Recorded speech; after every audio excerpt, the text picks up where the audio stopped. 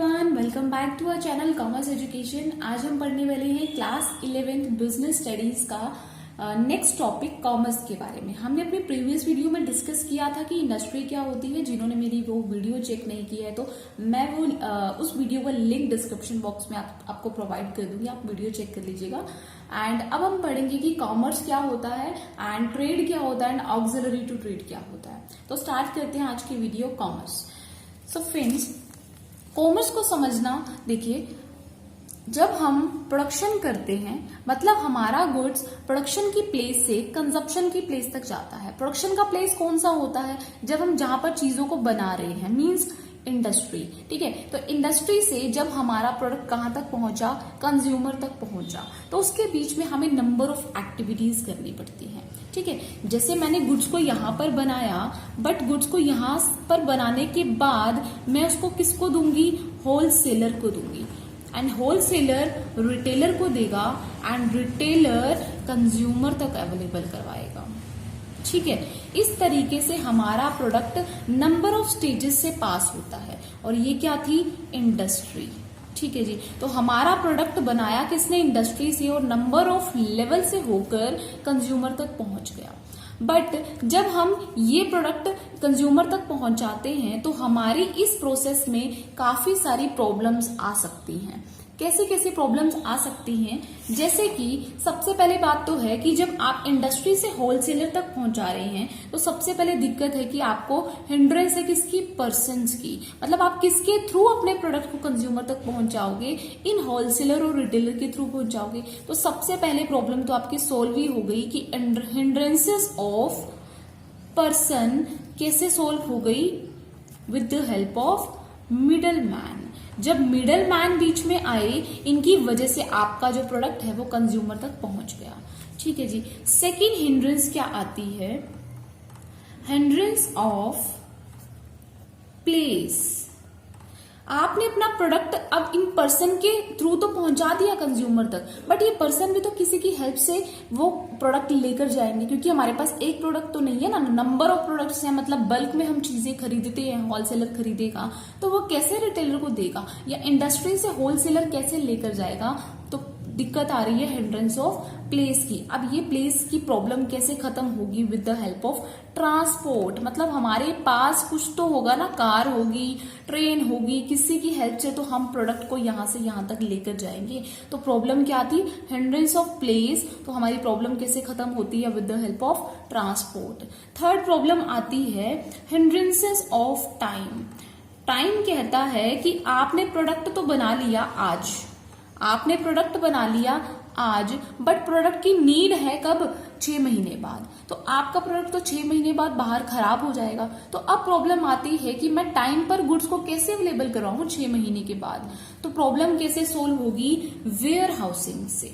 ठीक है, आप क्या करोगे? जितना प्रोडक्ट आपने बनाया उसको वेयर हाउस में स्टोर कर दोगे। ठीक है जी, हमारी थर्ड प्रॉब्लम भी सोल्व हो गई वेयर हाउसिंग से।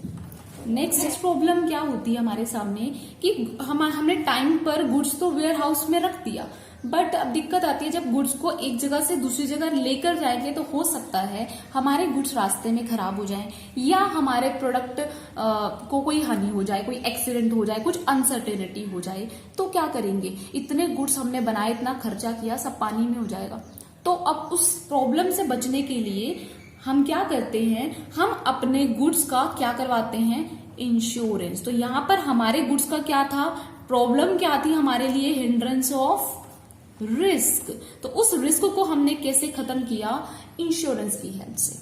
ठीक है जी, नेक्स्ट चलते हैं फिफ्थ पॉइंट पर। अब नेक्स्ट प्रॉब्लम आती है कि मैंने गुड्स तो दे दी कंज्यूमर तक, बट कंज्यूमर से मेरे पास क्या आई? मनी आई ना। होलसेलर से इंडस्ट्री के पास क्या आएगा? पैसा आएगा। ठीक है, जब इंडस्ट्री के पास बहुत सारा पैसा आएगा तो वो उस पैसे का क्या करेगा?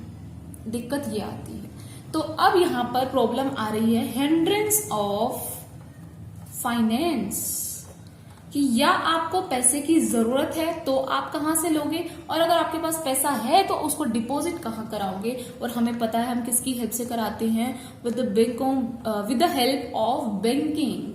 मतलब बैंकिंग फैसिलिटीज की हेल्प से हम अपने पैसे को या डिपॉजिट करा सकते हैं या लोन ले सकते हैं।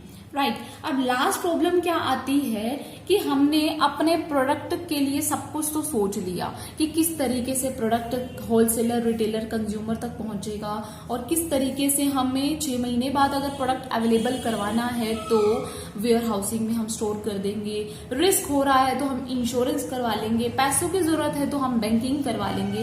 But the main problem is कि मेरा प्रोडक्ट तो बनकर रेडी हो गया, उस प्रोडक्ट के बारे में कंज्यूमर को कैसे बताएं, कंज्यूमर को कैसे पता लगेगा कि मेरे प्रोडक्ट में क्या क्या क्वालिटीज है, मेरा प्रोडक्ट किस तरीके से दूसरे प्रोडक्ट से डिफरेंट है। ठीक है, तो प्रॉब्लम क्या आ रही है, हिंड्रेंस ऑफ इंफॉर्मेशन।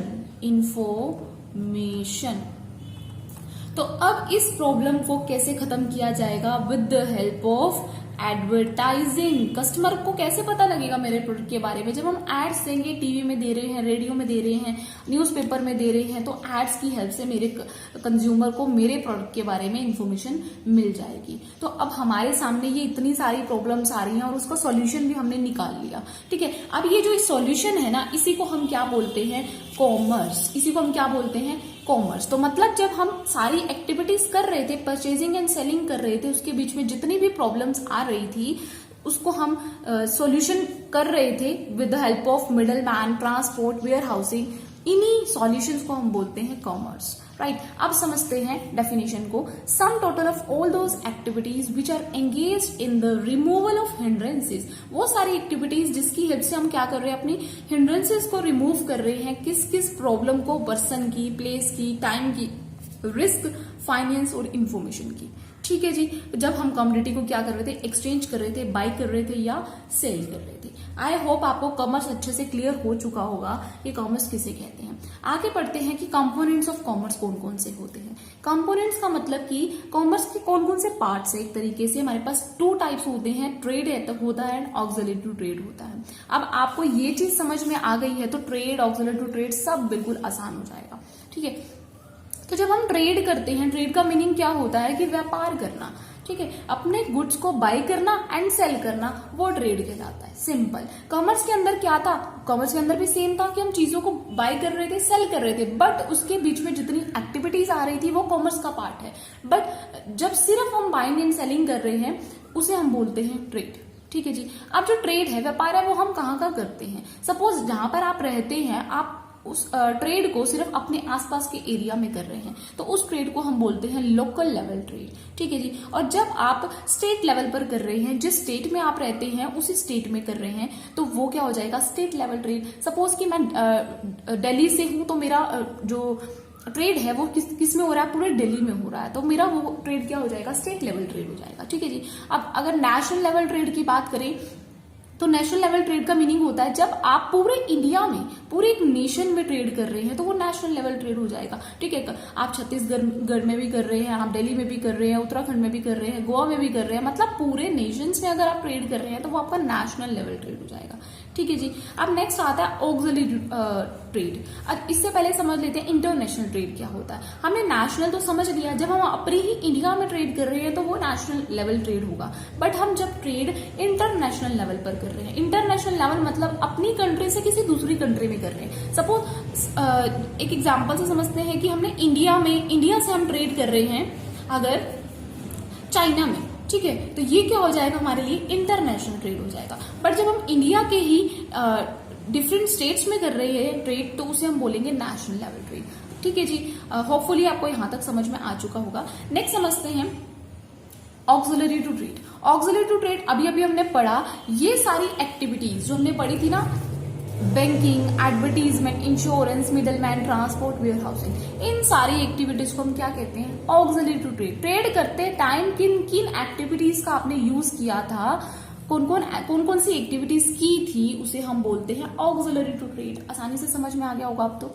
ठीक है जी, तो अभी तक हमने क्या क्या पढ़ा कि कॉमर्स क्या होता है, जब हम प्रोडक्शन की प्लेस से कंजप्शन की प्लेस तक गुड्स को अवेलेबल करवाते हैं with the help of number of activities are known as commerce. And commerce में हमने ट्रेड पढ़ा, ट्रेड का मतलब सिर्फ चीजों को, गुड्स को बाय करना एंड सेल करना। एंड ऑक्सिलरी टू ट्रेड जितनी भी प्रॉब्लम्स होती हैं, जितनी भी प्रॉब्लम का सॉल्यूशन होता है, वो सारी फैसिलिटीज उसको हम क्या बोलते हैं, ऑक्सिलरी टू ट्रेड। राइट।